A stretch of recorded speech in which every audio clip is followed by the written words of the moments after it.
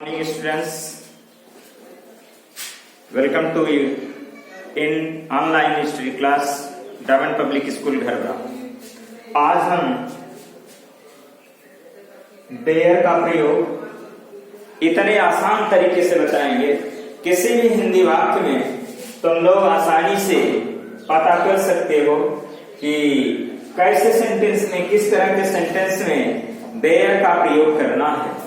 तो बहुत ही आसान तरीका है पहचानने का। हम हिंदी वाक्य देते हैं एक दो और उसमें देखिए कि कैसे पहचान जाते हो। देयर का प्रयोग पहले तो देख लो, देयर का प्रयोग कहाँ कहाँ होता है। देयर का प्रयोग वहां के अर्थ में एडवर्ब के रूप में होता है। देयर का प्रयोग इंट्रोडक्टरी वर्ड के रूप में होता है। देयर का प्रयोग वर्ब के पहले वर्ब को एम्फैसिस करने के लिए यानी प्रभावशाली बनाने के लिए किया जाता है। ये तुम्हारे 3-4 पॉइंट हैं जहां पर देयर का प्रयोग करते हैं। एक कुछ इंपॉर्टेंट फ्रेज हैं, इसे तुम्हें लर्न करना होगा। ऑल देयर सावधान या चौकना, सो देयर किसी इनकार के पश्चात या अवहेलना के पश्चात होने वाला उद्गार। देन एंड देयर मीन्स उसी समय या उसी स्थान पर। देयर एंड देन तत्काल या उसी समय। देयर बाय मीन्स उस संबंध या सिलसिले में। देयर मीन्स उसके अंदर या उसमें। देयर अंडर उसके नीचे। देयर अपॉन उस कारण से या उसके तत्काल बाद। देयर विद उसके अतिरिक्त। तो जब भी कोई फ्रेज होता है तो वह वर्बल मीनिंग नहीं देता है, कोई फ्रेज वह अलग मीनिंग देता है। या किसी वर्ड के बाद, जैसे देयर के बाद ये आपके प्रीपोजिशन वर्ड ऐड हुए हैं, तो अब देयर मीन्स वहां होता है साधारण रूप से मीनिंग देयर की वहां होता है, तो इसके मीनिंग इस तरह से नहीं हो। अब जैसे हम देखते हैं यहां पर देयर का प्रयोग कैसे करते हैं। देखिए सेंटेंस देखो, वह एक भिखारी है।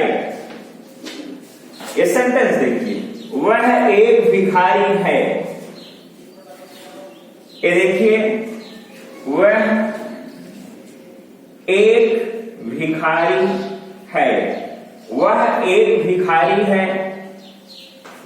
अब इसमें वह एक भिखारी है तो सब्जेक्ट हो गया, अब ये वर्ब हो गया और एक कॉम्प्लीमेंट हो गया। एक कॉम्प्लीमेंट है, सब्जेक्ट है, वर्ब है। अब हम इसमें लिखेंगे वर्ब इंग्लिश लिखेंगे ही। अब उसके बाद वर्ब लिखेंगे इज। एक भिखारी और बेगर। अब इसमें इस सेंटेंस में सब्जेक्ट हमारा यहां पर है।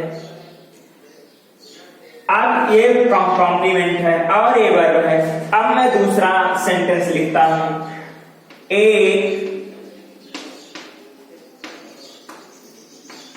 भिखारी था। एक भिखारी था, इस सेंटेंस में था ये तुम्हारा वर्ब है और एक भिखारी ये नाउन है।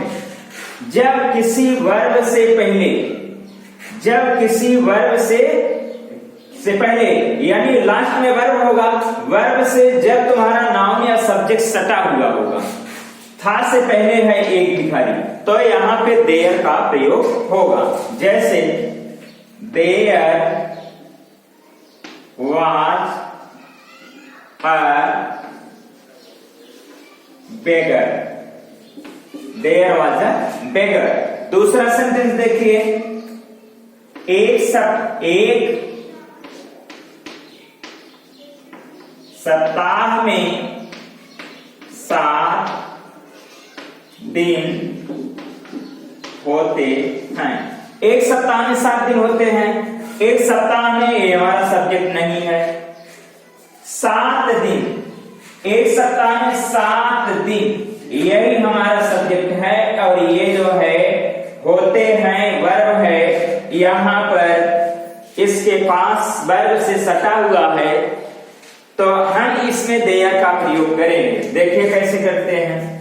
7 दिन प्लूरल है, 7 डेज प्लूरल है, इसलिए इसमें हम देयर आ का प्रयोग करेंगे। There are 7 days, there are 7 days in a week. There are 7 days in a week. अब हम दूसरा देखते हैं।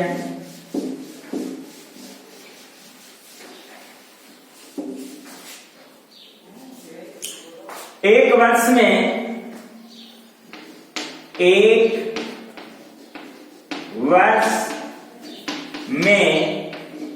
12 महीने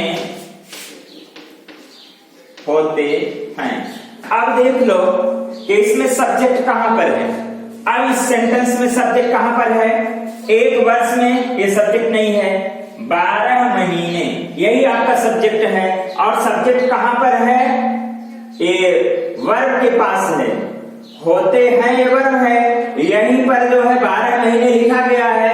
तो ऐसे कंडीशन में जब वह वर्ब से सब्जेक्ट सटा हुआ होता है तो ऐसे सेंटेंस का अनुवाद हम देयर से करते हैं। जैसे देखिए, देयर आर 12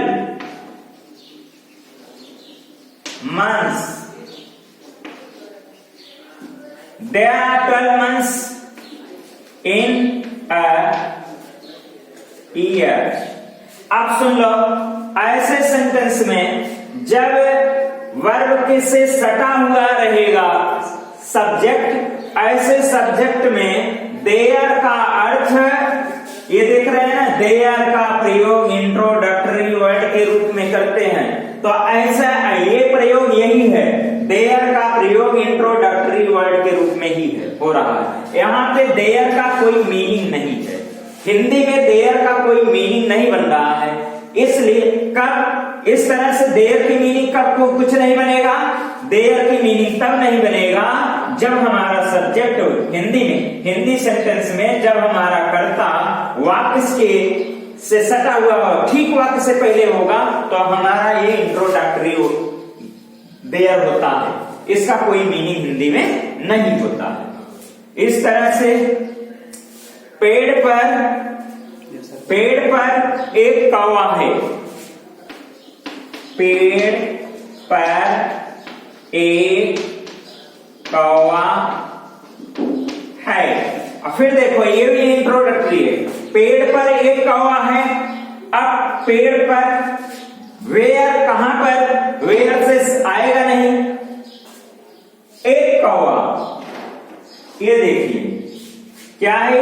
एक कौवा, यानी नाउन यहां पर है और एक वर्ब से सटा हुआ है। हम यहां पे देयर से स्टार्ट करेंगे। देयर एक कौवा है, सिंगल है। अब हम आ का प्रयोग नहीं करेंगे, इसका करेंगे। देयर इज, अब देयर इसके बाद इसी को लिखेंगे एक कौवा। There is a crow. कहां पर? पेड़ पर। अब पेड़ पर की इंग्लिश आप लोग लगाएंगे ऑन, लेकिन यहां पे ऑन मत लगाइए। इन द ट्री।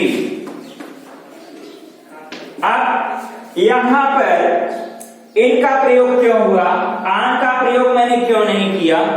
ऑन का प्रयोग ऑन मीन्स होता है कि जैसे कोई वस्तु है, जैसे यही है वस्तु, ये वस्तु है तो ये टच होनी चाहिए इससे, इसके ऊपर टच होने चाहिए। अब बताओ कि किसी पेड़ पे कौवा बैठेगा तो एकदम ऊपर जाकर के उस पत्ते पर तो बैठेगा नहीं। वही रेयर केस में कभी हो सकता है कि हाँ बैठ जाए जाकर के पेड़ पे, लेकिन ऐसा हो नहीं सकता है, बहुत मुश्किल से।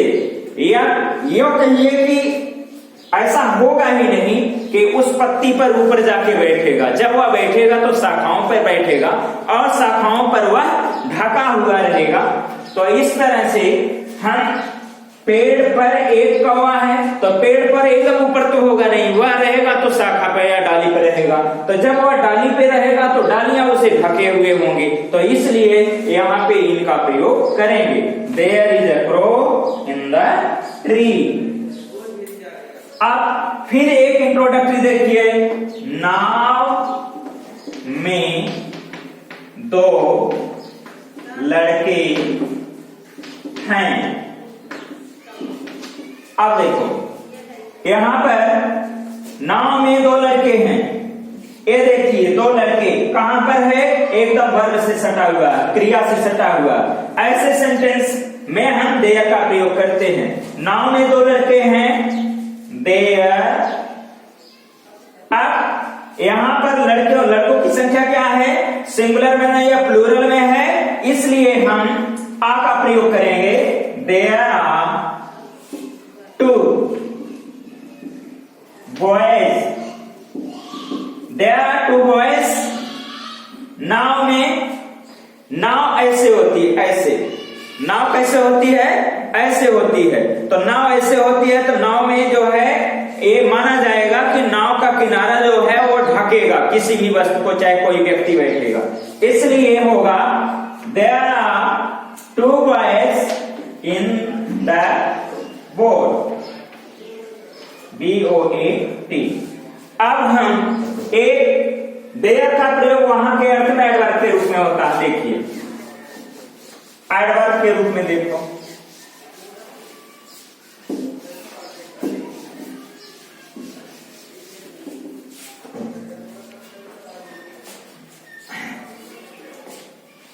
he went there। अब देखिए he went there, ये सब्जेक्ट है, ये वर्ब है और देयर है। अब यहां पर देयर का मीनिंग होगा, देयर का मीनिंग वहां होगा, देयर का मीनिंग क्या होगा, वहां। he went there, वह वहां गया। अब यहां पर देयर क्या है, अभी तक तो देयर जो है, देयर की मीनिंग यहां पर कुछ नहीं था इसके पहले जो मैंने सेंटेंस बताया, लेकिन इसमें देयर एडवर्ब है। देयर क्या है, एडवर्ब है। एडवर्ब क्या होता है, क्रिया विशेषण। एडवर्ब को क्रिया विशेषण कहते हैं। he went there, वह वहां गया। अब जैसे हम यूज करते हैं go there, THERE, go there, वहां जाओ। अब यहां देयर की यहां मीनिंग है वहां, एक एडवर्ब है, इसकी मीनिंग होगा यहाँ पे एज एडवर्ब हुआ, यूज हुआ है, एज ए इंट्रोडक्टरी वर्ड के रूप में नहीं यूज हुआ है, इसलिए यहां पर इसकी मीनिंग होगा। तो अब तुम लोग करोगे क्या, ये तो सामान्य बात है कि जो छोटी क्लास में सिखाया जाता है, जैसे क्लास 3 हुआ, 4th हुआ, 5th हुआ, 6th हुआ, और ये आपका जो है किसी भी परीक्षा में इस तरह से पूछेगा और इसकी मीनिंग अलग होगी और लगाओगे अलग मीनिंग, जैसे therein, thereunder, thereupon, therewith, then and there, then and there, then माने तब, देयर मीन्स वहां, तब और वहां, तब और वहां लिखोगे, अटपटा लगेगा, एक मीनिंग गलत होगी। देन एंड देयर मीन्स उसी समय या उसी स्थान पर। ऑल देयर, ऑल माने सभी, देयर माने वहां, सभी वहां नहीं, मीनिंग रॉन्ग हो गया। एक फ्रेज है, जब फ्रेज जो होते हैं वो वर्बल मीनिंग नहीं देते, वो शाब्दिक अर्थ नहीं देते, जैसे मुहावरा होता, मुहावरा जैसे मीनिंग देते हैं। तो यहाँ पे ऑल देयर मीन्स हो गया सावधान या चौकना। सो देयर किसी इंकार के पश्चात होने वाला उद्गार। इस तरह से देयर का प्रयोग तुम लोग सीखिएगा। अगर वीडियो अच्छा लगे सब्सक्राइब और लाइक अवश्य करना है।